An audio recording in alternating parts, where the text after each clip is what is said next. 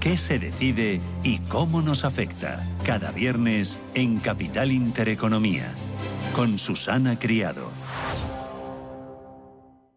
El riesgo de pobreza y exclusión social afecta a 1 de cada 3 menores en España. En la Fundación La Caixa facilitamos metodologías y recursos a más de 400 entidades sociales para dar oportunidades a quienes más lo necesitan y que puedan desarrollar todo su potencial. Solo es progreso si progresamos todos. Fundación La Caixa. ¿Has cerrado 2023 por debajo de tus expectativas en ventas? Visita el método de angelescribano.com, cuéntame tu caso y te diré cómo podemos revertir la situación de tu empresa. Llevo 35 años formando a grandes vendedores de manera ininterrumpida. Radio Intereconomía, la radio de los negocios para estar bien informado. Eres lo que escuchas.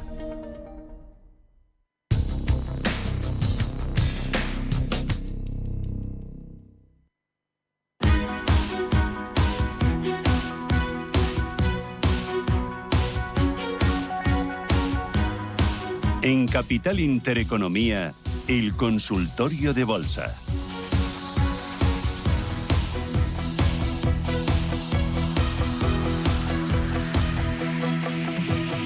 Las 18 minutos de la mañana continuamos en nuestro consultorio de bolsa con José María Lerma en nuestro canal My Economy de YouTube. Ahí nos pueden buscar, ahí nos siguen. Y luego ahí en ese canal vamos a colgar también el consultorio de bolsa para que lo puedan ver en cualquier momento del día. Consultorio de bolsa con José María Lerman, el 915331851, WhatsApp 609224716, nuestro canal de YouTube. José María, me dicen por aquí desde Control que compartas gráficos ahora cuando puedas para que se vean en la pantalla. Venga, Oracle, Deutsche Post, BASF, Sanofi, Kion, Hugo Boss. ¿De estas en cuál entramos? Bueno, pues en principio, a un segundito yo os comparto gráfico, ¿vale? Ya creo que se debe de estar viendo el gráfico. Vale, yo si tuviera que entrar, Kio Group, y no, para mí no está para entrar. Oracle en este momento, aunque puede tener un repunte para arriba, tampoco está para entrar. Me quedaría con Deutsche Post, ahí sí que puede tener un movimiento, y BASF, que puede tocar los 48,50, aproximadamente esos 2,5 €, que podría darle un 4 o 5% por arriba. Hoy está cayendo un 1%. Por lo tanto, de todas estas, en este momento, si tuviera que quedarme y seleccionar dos, seleccionaría Sanofi y BASF. Vale. Y Deutsche Post, en tercer lugar. Colonial y Endesa no las habíamos analizado, ¿no? ¿Verdad? Juan Manuel pregunta por ellas dos. Colonial y Endesa, dice si Colonial está tratando de soportar los 5 € y Endesa, un precio de entrada, pregunta. Bueno, Endesa, esta es una acción que está muy apática, está con los últimos movimientos a la baja, al contrario que el potencial que puede demostrar de subida Iberdrola, y por lo tanto Endesa con máximos decrecientes que no pudo romper al alza los 19,50, hizo ese doble techo, está en 16,48, y el que veamos un precio que puede ser atractivo mientras que no rompa esa tendencia de máximos decreciente y nos cierre al menos 2 sesiones al alza, para mí no está para. En cuanto a Colonial, que comentaba el inversor, el tema de los 5 €, está con una figura igual, máximos decrecientes, caída, un soporte que puede ir a buscarlo como máximo los 4,20, nivel que es de noviembre del año pasado, un mínimo actual en los niveles de 5, que como él comenta sí ha servido de soporte, pero máximos decrecientes, lo cual nos invita a solo estar en valores que tengan potencial alcista, no potencial que esté demostrando a la baja. Vale. Pepe, buenos días. Buenos días. A ver, compré el viernes al cierre en Alemania a las 3. Walmart, Procter & Gamble y SAS, la alemana. A ver cómo las ve, qué stop le pondríamos a esto y qué objetivo tendrían por arriba. Procter & Gamble, SAP y Walmart. Vale. En Alemania comprarlas todas, pero ¿no? Pero las 3 en Alemania. Vale. Muy bien, Pepe. Gracias. Venga, adiós.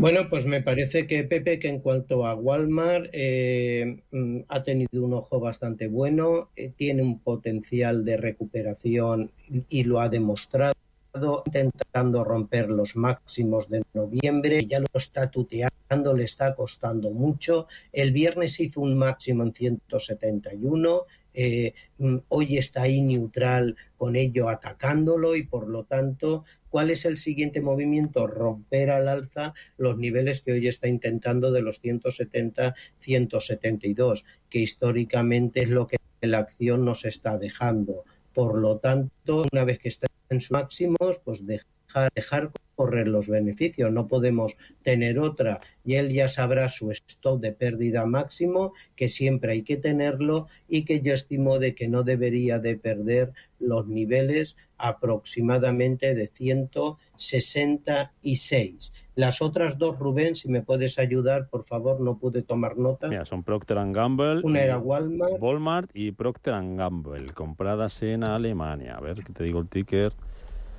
de P&G es PG, Procter & Gamble, y el de Walmart, compradas en Alemania. En WMT, el de Walmart. Vale, Procter & Gamble, desde luego su proyección es alcista, está descansando toda la subida, atento que no pierda los niveles muy cerquitas de prácticamente donde los compró, los 143, el DAX se encuentra en máximos históricos, 17.080 hoy es día de cierre en Estados Unidos de las acciones al contado y por lo tanto afecta a la contratación a nivel mundial siempre en su medida, en cuanto al volumen, y por lo tanto ese nuevo ataque de los 17.150 para el DAX puede ayudar a todo el entorno que cotiza ahí. Resistencia para atacar por arriba, los 148. A partir de ahí, déjele correr. Soporte por abajo de su compra que no debe de perder y se lo ajusto, los 142. Ambas acciones me gustan la compra que ha hecho. Y la última que me preguntaste, que me dijiste es el ticket, era... PG, Procter & Gamble, ¿no? Sí, esa la acabamos pues de analizar. Walmart, WMT, perdona. Que tenía abierto la pantalla que no era. WMT, Walmart.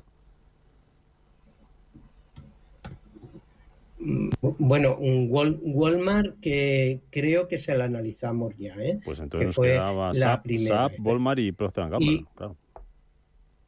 SAP, era SAP, vale, era SAP. SAP la que no... Vamos a ver si me deja. SAP, SAP. SAP, vale, perfecto. La tiene en el Setra, ya la tenemos en el Setra, vale, correcto, igual, es que tienen las tres el mismo escenario alcista, idéntico igual, debe de romper SAP para continuar muy cerquita de donde está, frente a los 164, los 168 por arriba y que no pierda los 158. Si pierde los 158 podría tapar el gap que dejó el pasado 22 de enero en los niveles de 150. Las tres su aspecto me gusta y vigile estos niveles que le acabo de comentar. Venga, vuelvo a YouTube para ver si le puedes decir algo a este oyente sobre Atris, en mínimos históricos. El ticket de Atris... ¿Cuál? Atris. El ticket de Atris es vale, es que no. ATRY. ATRY. Eso es. Atris, Geltan. Yo la tengo Atris Geltan en Madrid cotizando.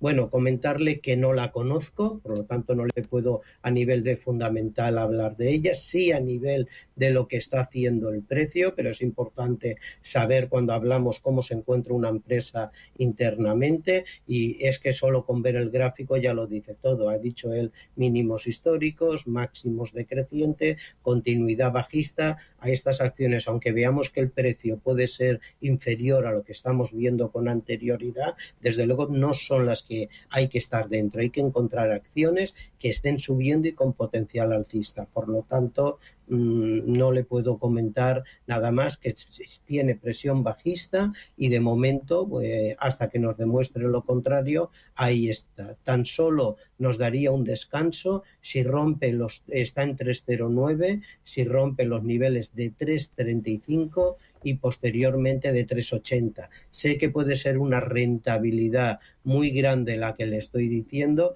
pero es que la acción viene cayendo sin parar, pues prácticamente desde los 12 euros, desde julio del año pasado. Venga, y terminamos con Jesús. ¿Qué tal, Jesús? Buenos días. Buenos días. Mire, muchas gracias por llamarme. Mire, a ver en qué tres acciones le gusta a este señor, entraría él. Inditex, Santander o Ferrovial. No soy de largo plazo, soy de corto plazo, estoy fuera. ¿En qué acción le gusta más de las tres? Venga, déjeme el teléfono, por favor. Gracias. Jesús. Venga, ¿cuál entramos de las tres? Mira, Jesús, las tres son buenas para entrar. Me comentas que no eres de largo plazo. Inditex es una acción que hay que estar dentro sí o sí en nuestra cartera, pero tiene un soporte muy claro en 40 euros. Mientras que no lo rompa, no hará el siguiente estudio. Está entre 29,23. Ahí ya tienes el margen. Ferrovial, lo hemos dicho, es una acción que hay que estar dentro. Que las tres, enhorabuena por el ojo que has tenido, porque son acciones con potencial. Ferrovial está entre 35 y la del 30 y 38 es donde daría el siguiente impulso. Los niveles que digo de rotura son en los que había que entrar, no en este momento, porque mientras que no lo rompa, no hay que estar dentro. Y Santander, hoy con la comunicación del dividendo de 0,50 céntimos, se nos va a 3,85, está en 3,75. De las tres en este momento, la única que me daría entrada es Santander, y ya le estoy dando los niveles y él me dice que no es de largo tiempo. Las otras dos, Ferrovial y Inditex, si rompen los niveles actuales, Santander 3,75 con objetivo 3,83, 3,85 actualmente el Santander. Venga, me da tiempo a Intesa San Paolo en 40 segundos. Soportes y resistencias de Intesa San Paolo en Italia. Ay, espera un momentito que la tenía y se ha ido. Vamos a segundito. Vamos a ver si el ticket ahora no lo da. Pues no me lo da el ticket, Rubén, con lo cual no te puedo... Un segundo, ISP, venga. No, pero... ISP. ISP. Ahora sí, gracias, eres un crack, gracias. Venga, a por ello. Vamos a ver, Intesa San Paolo.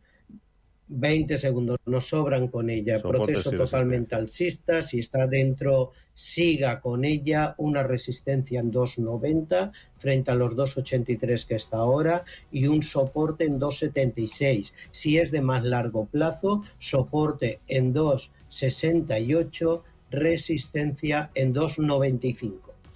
José María Lerma, analista independiente, gracias por acompañarnos en este consultorio de bolsa. A seguir bien y a ver a dónde nos lleva los mercados y a dónde nos lleva el IBEX 35, que de momento sigue ahí agarradito por encima de los 9.900 puntos. 9.927, subiendo un 0,4%. Lerma, buen lunes, buena semana. Cuídate. Igualmente a todos, igualmente. En Caja Rural no te enviaremos siempre al cajero para hacer todas tus operaciones.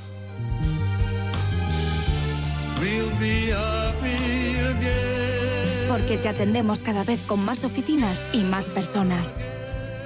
Eficacia, profesionalidad y compromiso con nuestra tierra. Caja Rural de Zamora. Gente como tú. Estamos en constante cambio. El mundo cambia. Cambia nuestro entorno. Cambios que nos hacen reflexionar. Cambios que nos hacen apostar por fórmulas diferentes. En la radio apostamos por el sector inmobiliario. Súmate al cambio con IDE Inmobiliario. Cada miércoles y jueves a las 11 de la mañana con Elena Fraile en Radio Intereconomía. Nos sumamos al cambio. WeCity es la plataforma de inversión inmobiliaria mejor valorada de Europa. Con WeCity, nuestros inversores ya han obtenido rentabilidades netas anuales superiores al 15% en plazos de entre 6 y 18 meses. ¿A qué esperas para rentabilizar tus ahorros? Llama al 628 53 40 63 o entra en wecity.io.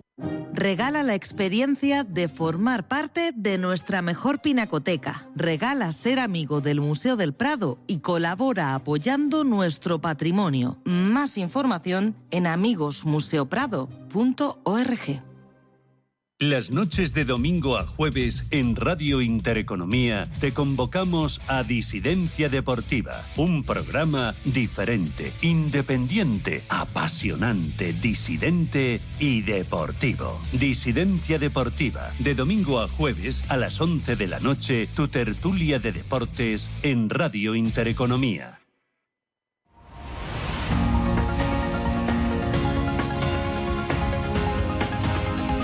El Foro de la Inversión en Capital Intereconomía.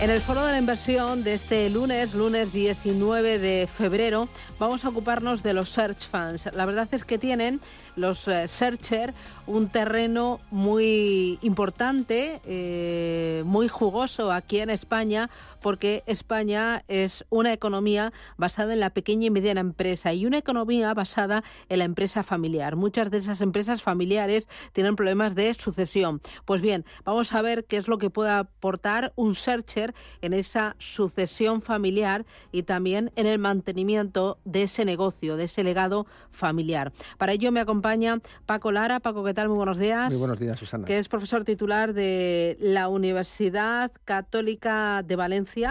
Eres además doctor en organización de empresas, licenciado en Derecho. Bueno, tienes aquí un currículum tremendo.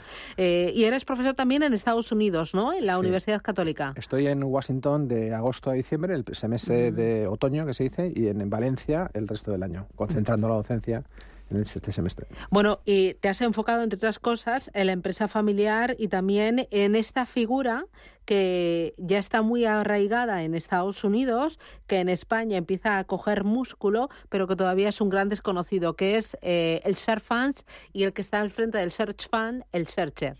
Así es, esta figura es una historia preciosa que nace en 1983 con el profesor Ir Grossbeck de la Universidad de Stanford, que con uno de sus alumnos, por eso me encanta esta figura como profesor y también como inversor a través del Family Office nuestro, crea el primer Search Fund, ¿no? Que es esta figura donde un buscador, que llamamos Searcher, levanta una primera ronda de inversión con un grupo de inversores profesionales, ya sean personales o family offices, y con ese primer fondo empieza a buscar una empresa que comprar, que adquirir, ¿no? Por eso se llama emprendimiento por adquisición, ¿no? Y en esa empresa donde se junta de manera muy, muy interesante la figura de la empresa familiar con la figura del emprendimiento, ¿no? Porque el emprendedor va a buscar una empresa normalmente pequeña, de menos de 50 trabajadores, de 1 a 5 millones de euros de EBITDA positivo, de 5 a 20 millones de facturación de euros, y que esté en un proceso de tránsito, ¿no? Un proceso de sucesión, porque falta familia que quiera llevar el negocio, o porque bien, por ejemplo, ahora estoy pensando en una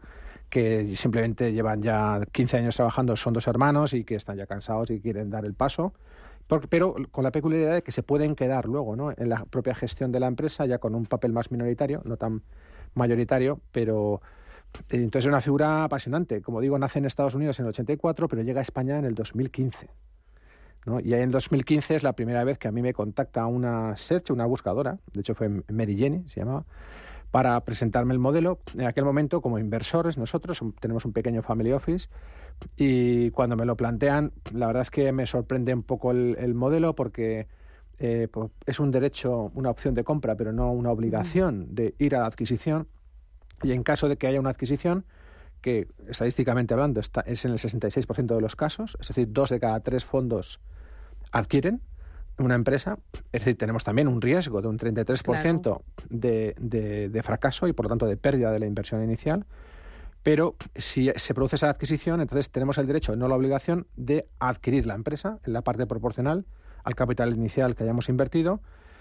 Pero si no se quiere acompañar esa operación, pues se devuelve el principal más un 50% de retorno. Vamos a ir por partes para explicarlo bien. En este tipo de inversión o de vehículo hay tres actores. Uno de ellos es el searcher, que es esa persona que es la encargada, primero, de captar patrimonio de un conjunto de inversores, entre 10 y 15 inversores. Y al mismo tiempo tiene un plazo determinado para localizar esa empresa, que tiene que ser de esas características que tú has dicho, pues al menos 50 trabajadores, entre 1 a 5 millones de EBITDA positivo, localizar a esa empresa que esté en un momento de sucesión familiar y que necesite una gestión profesional y sobre todo alguien que coja las riendas.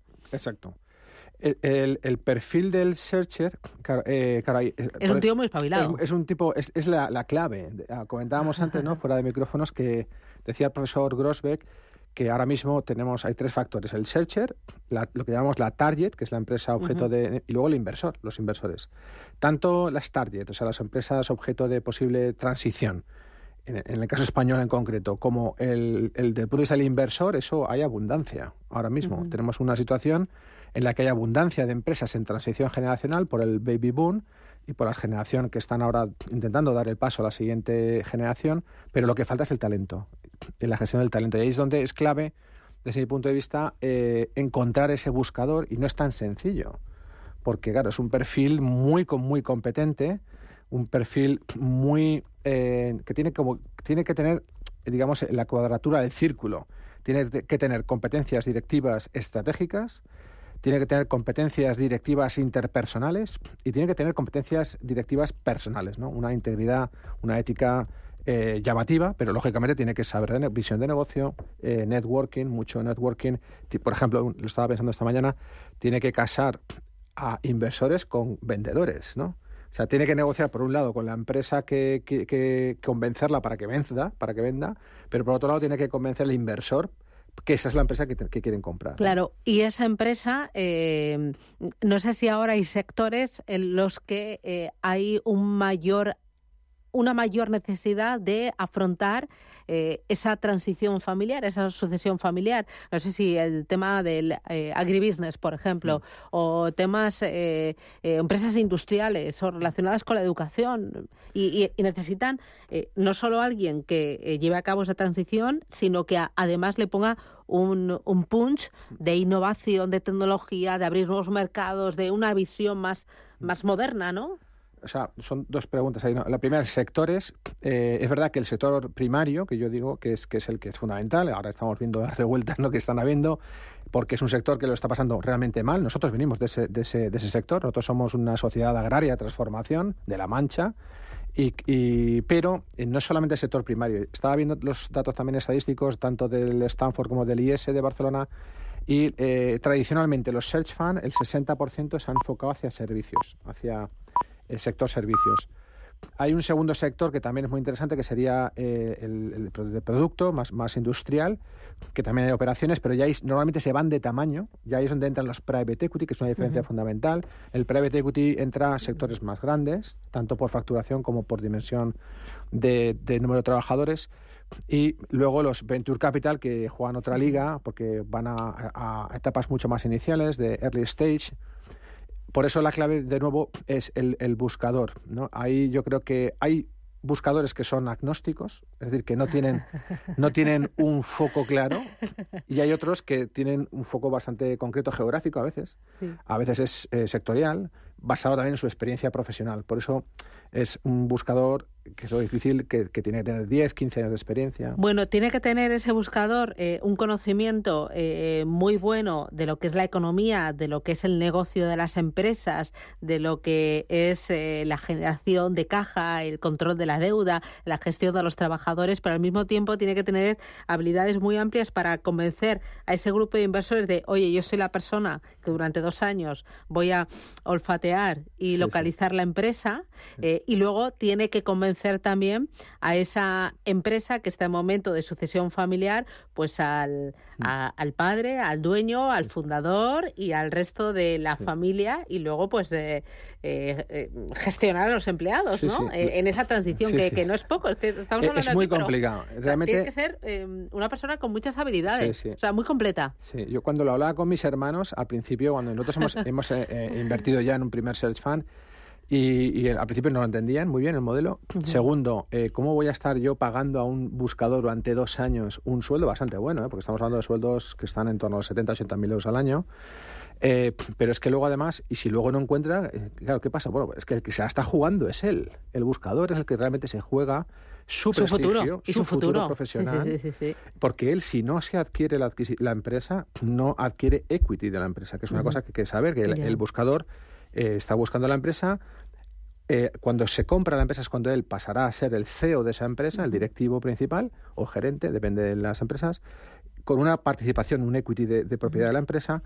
Pero si no se produce eso, pierde, digamos, su prestigio. Y una cosa muy interesante para mí del Search Fund como inversor ahora es que tienes 2 años, normalmente, que es lo que dura el presupuesto que has levantado, para probar a ese buscador su capacidad tan completa, tan extraordinaria como tiene que tener para ejercer ese rol, ¿no?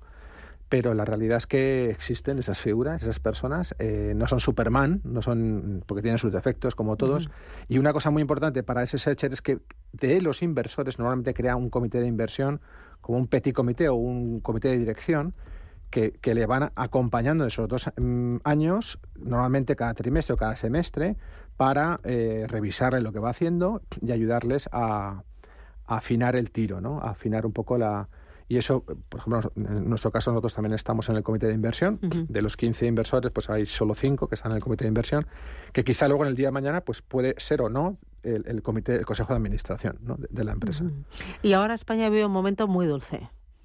España está en su dorado, ¿no? Como decíamos el otro día, porque tiene, yo creo que existe, pasa lo que decía el profesor Grossbeck, que tenemos dinero, hay no solamente interno sino externo.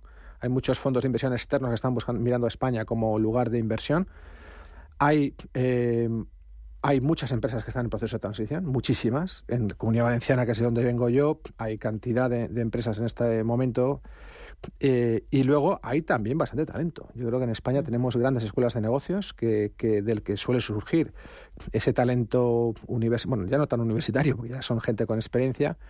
Pero a veces es verdad que esto no solamente está pasando en España. O sea, España somos ahora punta de lanza. Es verdad que dentro de Europa ha sido el que más ha recibido este modelo, especialmente a través del profesor Jan Simon del IES, con 30 adquisiciones en los últimos 5 años, ¿no?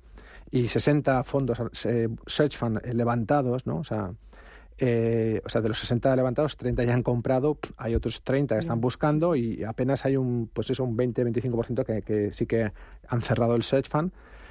Y yo creo que esto no va a ser eterno tampoco. También, como me decían en Estados Unidos, puede ser un poco mercado bull, ¿no? Bull market, que a post-pandemia ha habido un boom sobre este modelo y quizá en los próximos años no sea tan exitoso. Hay que recordar las rentabilidades que están dando históricamente. No, ¿rentabilidades de cuánto? Estamos hablando de rentabilidades superiores al 30% anual.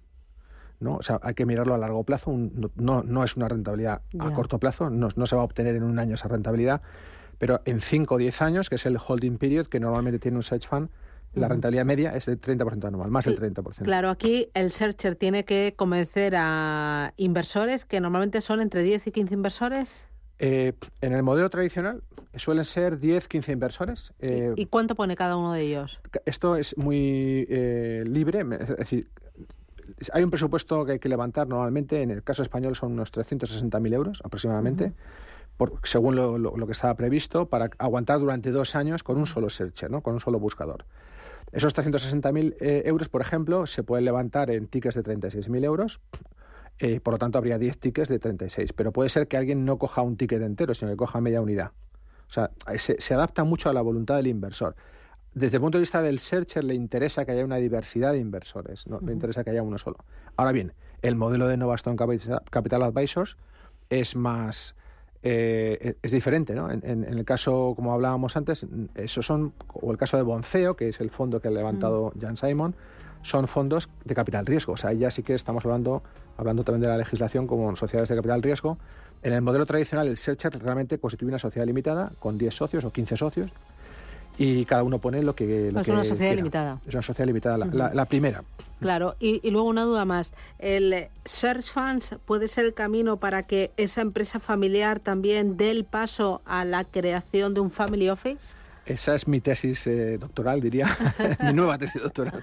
Esa es mi tesis de investigación, ¿no? Mi tesis de investigación es que, especialmente viniendo de una empresa familiar tradicional, agrícola como la nuestra, que ya estamos pasando, ya hemos creado dos en sociedades como vehículos de inversión, pequeños, family office, y yo creo que el Search Fund puede ser un modelo muy interesante como de transformación de una empresa industrial, una empresa tradicional, a una empresa que sepa diferenciar, ¿no? Como dice muy bien Carlos Ureta siempre, el negocio industrial del negocio patrimonial, ¿no? La sociedad de inversión de la sociedad industrial. Para esa creación de una sociedad patrimonial, un family office, tradicionalmente, el Search Fund es un modelo interesantísimo.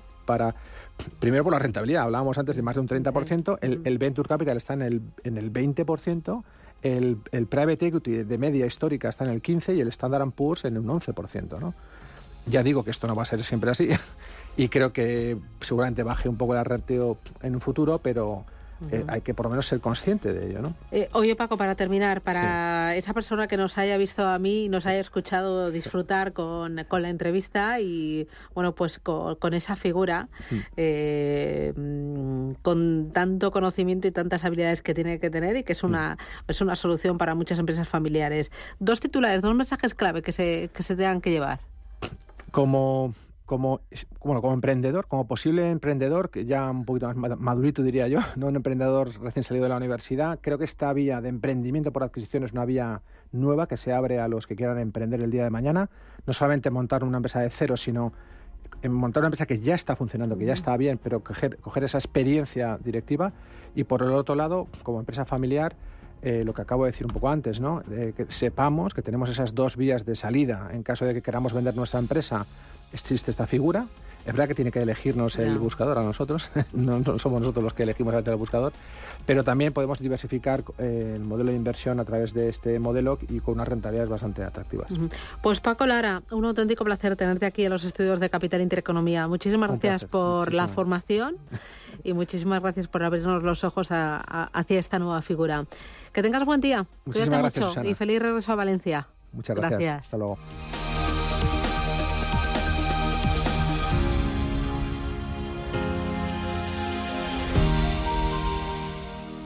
En Arquia Banca ofrecemos soluciones de inversión personalizadas y adaptadas al perfil de riesgo de nuestros clientes. Nuestro método: diseñamos una estrategia a largo plazo tras realizar un exhaustivo análisis de los mercados y las tendencias globales. Contáctenos ahora en inversión@arquia.es y le ofreceremos una propuesta personalizada. Arquia Banca. Cuidamos de su patrimonio como si fuese nuestro. Puede consultar los folletos informativos y los documentos con los datos fundamentales del inversor DFI en los registros públicos oficiales de la CNMV, así como en www.arquia.es y oficinas de Arquia Banca.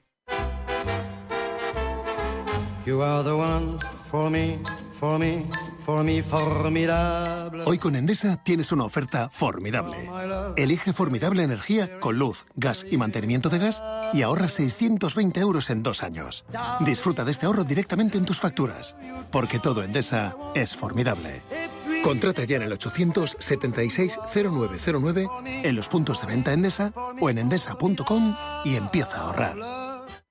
¿Quieres vender tu piso rápido? Con Tico es posible. Entra en vendetucasahoy.com y completa los datos básicos de tu vivienda. Tico se encarga de todo el papeleo y puedes venderla en tiempo récord. Así de sencillo. Pide tu propuesta ya en vendetucasahoy.com.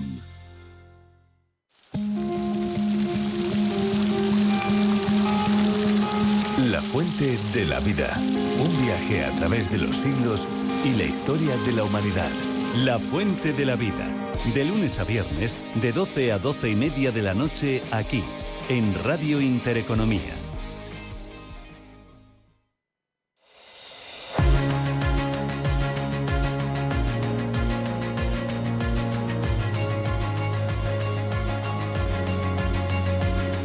Legal por Naturaleza, el bufete especializado en herencias nacionales e internacionales, le ofrece este espacio.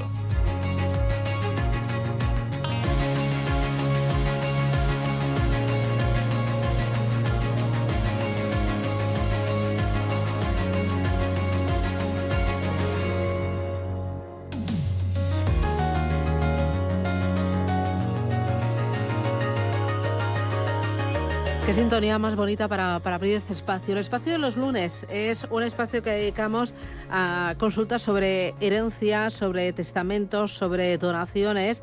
Arrancamos la semana pasada estrenando este nuevo espacio con una invitada que es Itziar Pernia. Itziar, ¿qué tal? Buenos días. Buenos días, Susana. Bienvenida. Ella gracias. es socia directora de Legal por Naturaleza. Itziar está especializada desde hace ya muchos años en temas de herencias y con el foco muy puesto en herencias internacionales. Ella es toda, una referencia dentro de la industria. A mí me gustaría, lo primero invitar a los oyentes. Saben que este es un espacio abierto, vivo, que ellos pueden plantear sus dudas a través del 609 22 47 16. Nos pueden mandar sus mensajes de texto o sus mensajes de voz y nosotros vamos a ir pasando esas consultas porque seguramente que muchas de ellas ustedes se van a ver reflejados y van a despertar algunas dudas añadidas y a resolver algunas de las que ya tenían. Mientras empiezo a recibir las llamadas, recuerdo 609 22 47 16. A mí me gustaría despejar alguna de las dudas que nos ha surgido aquí en la redacción en estos días preparando el programa. Por ejemplo, me decían, oye, es muy habitual cuando hay una herencia, entre los bienes que uno hereda está una vivienda. Si uno quiere vender un piso que ha heredado, ¿es suficiente tener el testamento para ello? ¿Cuáles son las claves, los puntos más importantes, Itziar? Pues no es suficiente tener testamento, porque aunque es un acto voluntario la inscripción en el registro de la propiedad, si queremos venderlo, el titular no somos nosotros como herederos, sino el familiar, vamos a suponer que son nuestros padres, con lo cual tenemos que hacer ese trámite del expediente sucesorio. ¿Ahí qué impuestos se pagan? Pues se paga, pagar por lo menos la obligación de presentar el impuesto de sucesiones y la plusvalía. Y entiendo que habrá unos plazos determinados. Sí, 6 meses desde la fecha de fallecimiento, pero se pueden conseguir 6 meses adicionales si solicitamos una prórroga. Es verdad que para eso necesitamos cumplir dentro del plazo inicial del mes, del día 1 al mes 5, pedir esa prórroga para tener en total 1 año y poder tramitar nuestro expediente con más calma. ¿Y si pasa el año y no lo hemos pagado, qué pasa ahí?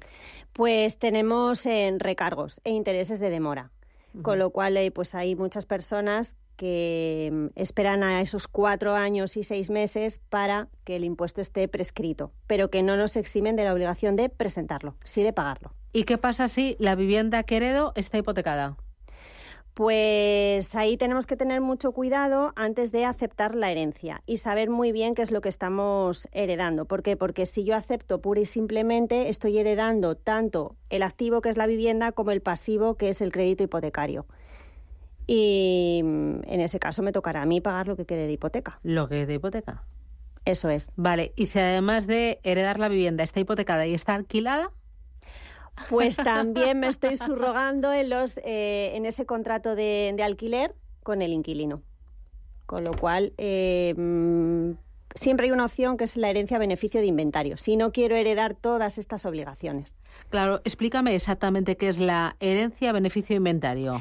Pues normalmente se suscita esta posibilidad cuando hay deudas, un patrimonio con deudas. ¿Por qué? Porque el heredero lo que quiere es... el valor, ¿no? El valor económico o los bienes. Pero si tenemos deudas, a lo mejor realmente lo que estamos heredando son más deudas que bienes y eso no nos interesa. Entonces ya contemplaré la posibilidad de renunciar.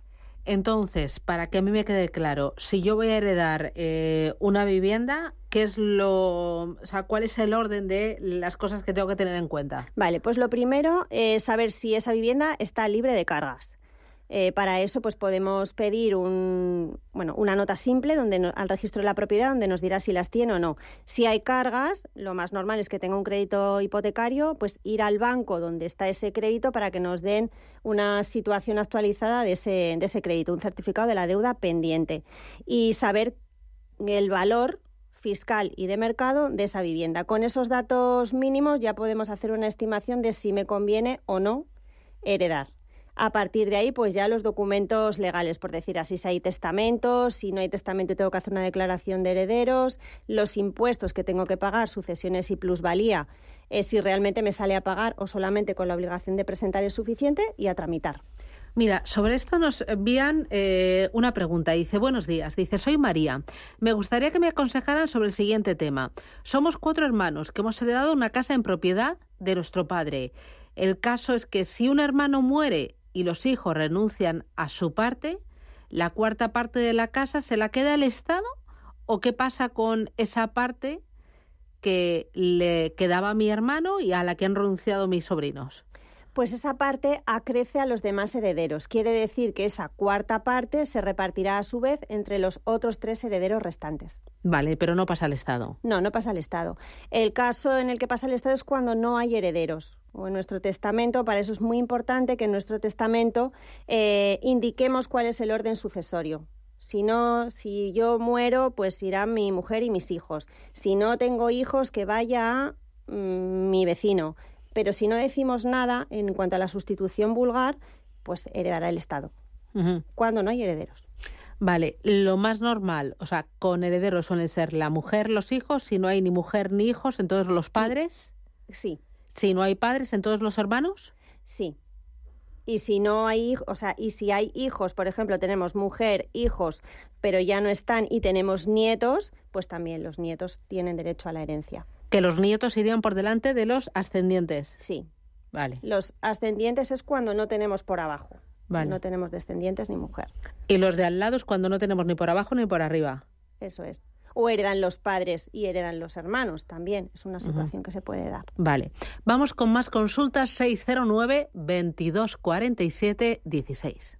Hola, mi pregunta es la siguiente. Mi padre tiene 5 hermanos. Mi padre falleció. Entonces 3 de ellos no tienen ni mujer ni hijos. Pero sí que tienen propiedades. Cuando mis tíos se mueran, yo tengo entendido que esas propiedades se reparten entre los hermanos. Pero mi padre al fallecer, yo no sé si a mí me tocan algo de esas propiedades. Esa es mi pregunta. Muchas gracias. Bueno, es que aquí las mía. cosas de familia y cuando hay muchos tíos y muchos hermanos es complicado, pero bueno. Aquí hay muchos supuestos. A ver si yo lo he entendido bien. Me dices que 3 hermanos de tu padre están solteros y no tienen familia. Detalle importante, saber si han hecho testamento o no lo han hecho. Y si lo han hecho, ¿a quién han dejado en ese orden sucesorio? Claro, porque ¿qué pasa si no han hecho testamento? Pues necesariamente nos tenemos que ir a una declaración de herederos. Pero claro, si no tiene ni mujer ni hijos, si hay padres o hay hermanos, heredarán estos, pero si no, ahí necesariamente heredará el Estado. Entonces sí que es importante saber de dónde partimos. Y ¿vale? tiene que haber una declaración de herederos. De o sea, herederos. lo tenemos que buscar si no hay una... Si no hay testamento, que para eso con nuestro certificado de defunción iremos al registro de últimas voluntades y veremos si hay testamento. Si no lo hay, directamente nos tenemos que ir a hacer una declaración de herederos. Y ahí sí que va pues el orden de prelación y nos dirán si nos corresponde o no nos corresponde. ¿Cuánto tiempo lleva el hacer una declaración de herederos? Pues al menos 2 meses. ¿Por qué? Porque primero, para obtener el certificado de defunción desde el momento del fallecimiento tienen que pasar 20 días hasta que nos lo dan. Ahí nos vamos al registro de últimas voluntades, que bueno, que eso sí es rápido. Y si tenemos testamento hay que solicitar una copia autorizada del testamento. Pero esto lo tiene que solicitar un heredero, alguien que tenga un interés legítimo en la herencia. Y eso sí que puede tardar 2 semanas, 1 mes, con lo cual... Un par de meses nos pasamos hasta que podemos empezar a formalizar esa declaración de herederos, que luego también tiene sus plazos, claro. Claro, y su coste. Sí. que tiene por lo menos la declaración, tardaremos mínimo otro mes, porque se tiene que abrir y cerrar el acta de notoriedad. Claro, y en el caso de esta oyente que ha preguntado, ahí mueren sus 3 tíos que no tienen hijos. Primero saber si hay testamento o no hay testamento. Si hay testamento, entiendo que todo será mucho más rápido para saber si les ha dejado algo a los sobrinos. Eso y es. si no hay testamento, entonces irá esa declaración de herederos. Eso es. Claro, luego si estos 3 tíos vamos a la herencia de los padres de esta chica, tenemos que ver si fallecieron antes o después que sus padres. Yo he entendido que era antes. Yo también he entendido antes. Vale, entonces su parte también, si no, acrecerá a los otros hermanos, con lo cual a ellos como sobrinos no les va a llegar, les va a llegar a los otros hermanos, que si son sus padres, pues ahí estará. Tenemos otra consulta, vamos con ella. Los demás. Hola.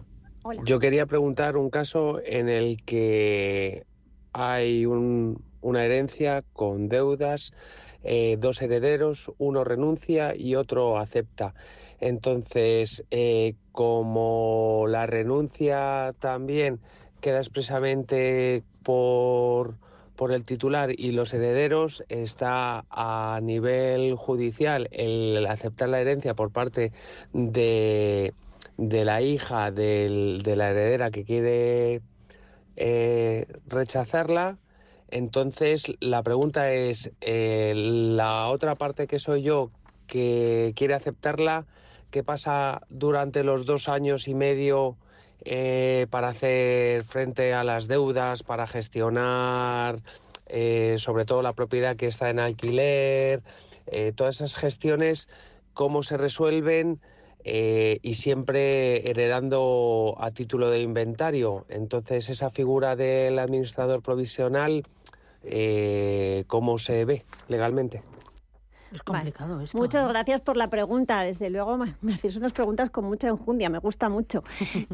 A ver, entiendo que estáis en una partición judicial de herencia y que una de las partes está renunciando.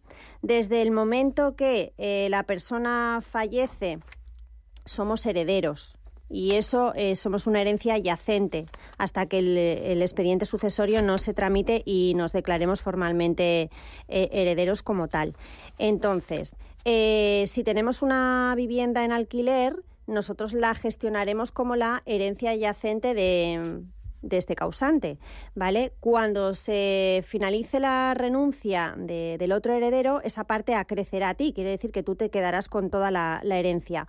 Pero estás diciendo que lo estáis haciendo a beneficio de inventario, con lo cual, lo primero, cuando ya esa partición judicial de herencia finalice, lo que se va a hacer es, con los bienes de la herencia, pagar las deudas. Y si queda algo, será lo que tú recibas. Si no queda nada, pues no recibirás nada.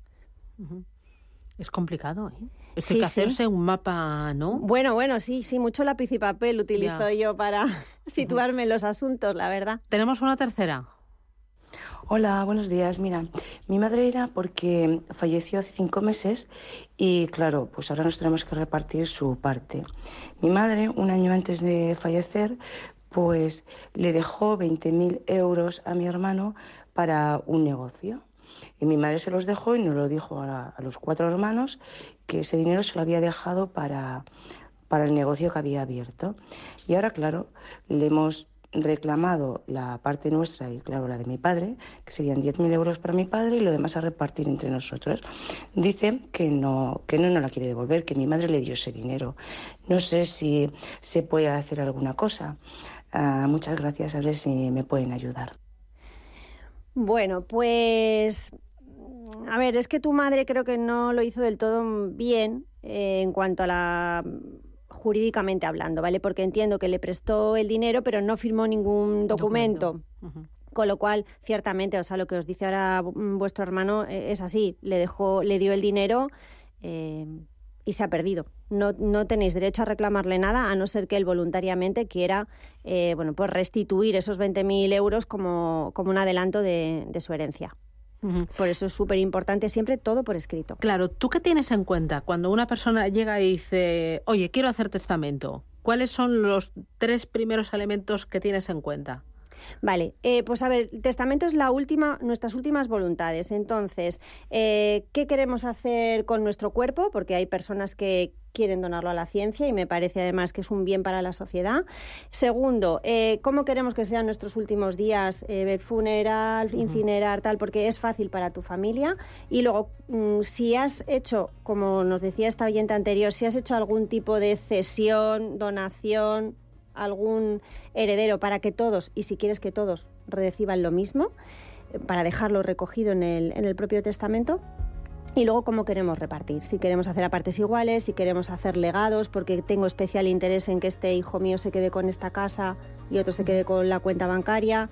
Y sobre todo, intentar evitar el conflicto. Y para eso lo mejor es asesorarle que todos reciban lo mismo. Lo más importante es evitar los conflictos familiares y evitar pagos de impuestos innecesarios. Total. Claro, que no haya excesos de adjudicaciones porque eso genera impuestos adicionales e inspecciones en tributos y también los valores, ¿no? ¿Qué es lo que estamos heredando o qué tenemos interés en que hereden? Porque, por ejemplo, hay muchos problemas con la sucesión de las empresas familiares y eso es importante. Mira, otro día nos vamos a meter con ello. Iciar Pernia, socia directora de Legal por Naturaleza. Muchísimas gracias por resolver las dudas, por ayudar a nuestros oyentes y sobre todo por abrirnos las puertas de tu despacho. Tienes un trabajo apasionante. Tienes que combinar, ¿no? Mucha formación, mucha parte legal, fiscal, pero también un gran corazón y una gran capacidad de entendimiento, ¿no? Y de empatía. Pues muchas gracias, Susana. Yo creo que por eso me conquistó, porque al final se trata de ayudar a las personas. Gracias, Iciar. Hasta pronto. Hasta la semana que viene. Muchas gracias. Legal por Naturaleza, el bufete especializado en herencias nacionales e internacionales, le ha ofrecido este espacio. Hacer las cosas bien es más fácil que perder a una familia para siempre. Resuelve todas tus dudas con Iciar Pernia en Todo por Escrito. Asesoramiento especializado en herencias nacionales e internacionales. Infórmate en legalpornaturaleza.net o en el 91 571 6016.